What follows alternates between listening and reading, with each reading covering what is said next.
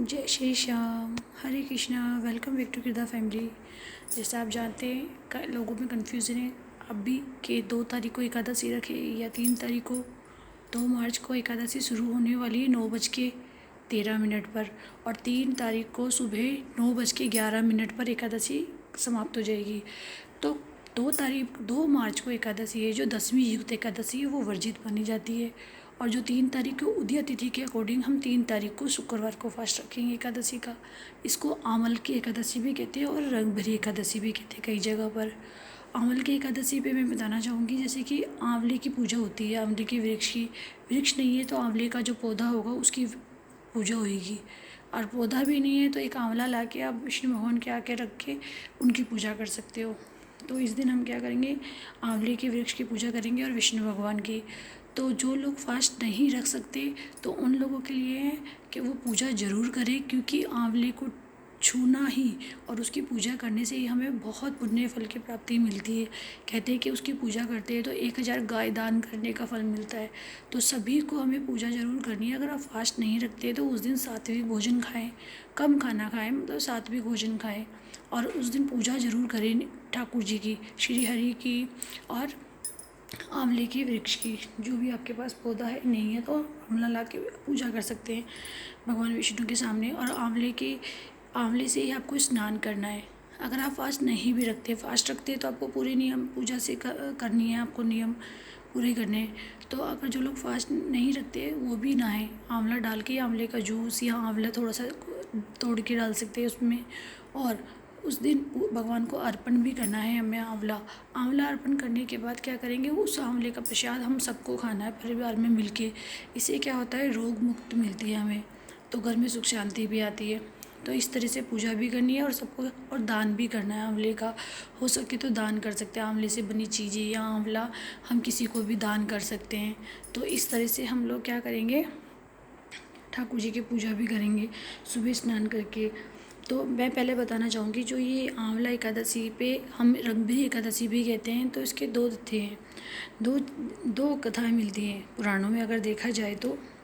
जिस हिसाब से बताते हैं, जो आंवल की एकादशी होती है उसमें क्या होता है ना, इसमें आंवल की एकादशी के संदर्भ में मान्यता है कि इस दिन विधिवत व्रत पूजा करने से शत्रुओं और अन्य विपदाओं पर विजय प्राप्ति होती है, मनोकामना पूर्ण होती है, और आधे अधूरे जो भी काम होते हैं वो सफलता मिलती है, उसमें हमें पापों से मुक्ति मिलती है हमें। तो इसलिए हमें पूजा ज़रूर करनी चाहिए। और आंवला एकादशी को रंग भरी एकादशी भी कहते हैं, मैंने आपको बताया। पौराणिक कथा के अनुसार है ना, बाबा विश्वनाथ जी महाशिवरात्रि के दिन माँ पार्वती से विवाह करने के बाद, रचाने के बाद फागुन शुक्ल एकादशी पर गोना लेकर काशी आए थे। तो मान्यता है कि इस दिन बाबा विश्वनाथ भक्तों के साथ होली खेलते हैं। तो इसी तरह से हम लोगों को क्या करना है, श्री हरि के साथ साथ भगवान भोलेनाथ की और माता पार्वती की भी पूजा करनी है। क्योंकि जब ये काशी में गए थे तो लोगों ने इनका स्वागत गुलाल अबीर से किया था। तो हम लोग क्या करेंगे, भोले बाबा पे कच्चा दूध भी चढ़ाना है हमें थोड़ा सा, और हो सकेगा तो हम लोगों को एक दूध की थैली किसी गरीब को दान भी करनी है। तो हम क्या करेंगे, कच्चा दूध भी चढ़ाएंगे भोले बाबा शिवलिंग पर, और भोले बाबा के शिवलिंग पर हम थोड़ा सा गुलाल चढ़ाएंगे, नहीं है तो अबीर चढ़ाना है। तो इस तरह से माता पार्वती को भी चढ़ाना, हो सके तो श्रृंगार की सामग्री दान करेंगे, माता पार्वती को देंगे, अर्पण करेंगे। तो इस तरह से पूजा करनी है। और माता पार्वती की जो, और भोले बाबा को जो हम गुलाल लगाएंगे, थोड़ा सा हम अपनी पूरी फैमिली को भी लगाएंगे, ठाकुर जी को भी गुलाल लगाएंगे। इस दिन होली की शुरुआत हो जाती है, मानते हैं कि इस तरह से। तो इस तरह से ये हुआ था। और पुरानी अगर कथा के अकॉर्डिंग जाएँ तो जब भगवान ने सृष्टि की रचना की थी, सबसे पहला वृक्ष हमारा आंवले का वृक्ष आया था और ब्रह्मा जी की उत्पत्ति हुई थी। तो ब्रह्मा जी को आने के बाद एक बार उनके मन में खुद स्वयं ये प्रश्न जागा कि मैं कौन हूँ, मैं कैसे जन्मा हूँ। तो इस तरह से सोच के उन्होंने बहुत घोर तपस्या की थी। तपस्या करने के बाद उन्होंने क्या किया, भगवान श्री हरि उनके सामने प्रकट हो जाते हैं, फिर उनसे बोलते हैं कि मांगो। तो फिर वो जैसे ही श्री हरि को देखते हैं तो उनकी खुशी के आंसू मतलब रुकते नहीं हैं, वो टपक गिरने लगते हैं। जैसे ही जहाँ वो आंसू गिरते हैं तो वहाँ से उत्पत्ति हुई थी आंवले के वृक्ष की। तो श्री हरि ने बोला था आंवले का वृक्ष मुझे बहुत प्रिय होगा, आने वाले समय में जब भी कोई पूजा आंवले के वृक्ष की करेगा तो मेरी पूजा का उसको पूरा फल मिलेगा। तो इस तरह से हमें आंवले की भी पूजा करनी है। तो हमें क्या करना है, सबसे पहले सुबह उठ के मैंने आपको बताया, तो हमें स्नान करना है, वैसे तो ये 10वीं से ही स्टार्ट हो जाता है फास्ट में, इसका जो भी पालन करते हैं। सात्विक भोजन करना होता है, सूर्योदय से पहले हमें खाना खा लेना होता है। फिर हमें सूर्य उदय से पहले ही स्नान करना होता है, जिससे कि फिर घर में ही पानी में गंगा जल मिलाकर स्नान करो, या तो आंवला मैंने आपको बताया ही है। फिर सूर्य भगवान को जल देना है, सूर्याय नमः, ओम सूर्याय नमः बोल के। इस तरह से हाथ में तिल या कुछ भी लेके, आप फूल वगैरह लेके हमें संकल्प लेना होता है कि आज मैं बांके बिहारी जी ठाकुर जी आपका फास्ट रखने जा रही हूँ, तो मेरा नियम पूर्वक फास्ट रखूँगी। जो भी छोटी मोटी गलती हो जाती है मुझे क्षमा कर देना, पहले ही मांग लेते हैं। तो मेरा फास्ट पूरा करने की कोशिश करूँगी मैं, आप मेरी हेल्प करना इस तरह से। तो हम उनको बोलेंगे तो फिर वो उनके अर्पित कर देंगी इस तरह से। और इसके लिए हम सबसे पहले आंवले के वृक्ष के पास जाकर जगह साफ़ करेंगे, या पौधा है तो पौधे के वहाँ वेदी बनाकर जो भी आपको कलावा लगाना है, कलश स्थापना करना कर सकते हैं।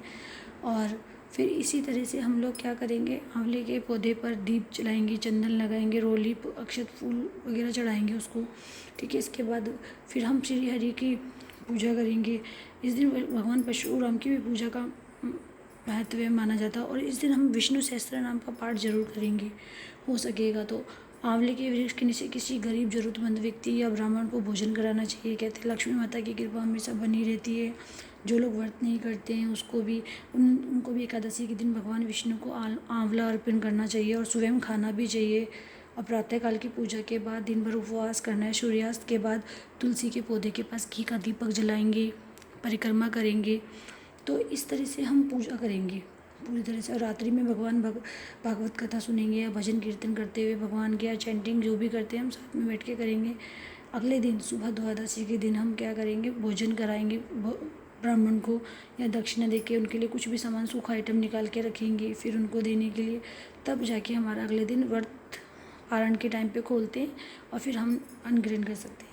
इसी तरह से एकादशी के दिन है ना, किसी न किसी रूप में आंवले का होना जरूर माना जाता है। आंवले का उबटन हो गया, आंवले के जल से स्नान करना, आंवले के पूजन, आंवले का भोजन।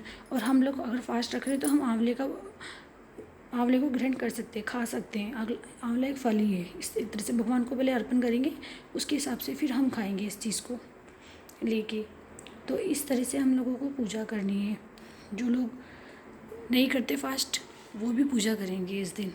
तो इस तरह से मान्यता मैंने आपको बताई कि इस तरह से पूजा करनी चाहिए हमें। और क्या बोलते हैं, जैसे कि इस जन्म के क्या हमारे पिछले जन्म के भी जो भी हमने गलत काम करा होता है सब नष्ट हो जाते हैं हमारे पाप। तो इस तरह से हमें पूजा तो करनी चाहिए, और हम लोग फास्ट रखेंगे। और आपको कथा चाहिए होगी तो मैं नेक्स्ट वीडियो मेरी आएगी कथा की, मैं वो भी डालूँगी मेरे चैनल पे, जाके आप कथा देख सकते हैं। तो हो सकेगा तो इस तरह से हमें करना है। तो ये छोटे छोटे उपाय हमें करने हैं। और शिवलिंग में कच्चा दूध ज़रूर चढ़ाना है, मैंने आपको बताया। और आंवला डाल के हमें स्नान भी करना है।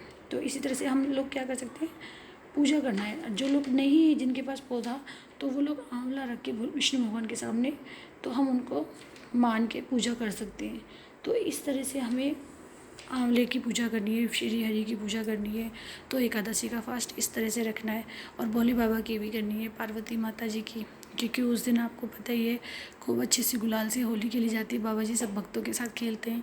तो इस तरह से हमें हरि और हर का मिलन होते हुए दिखेगा।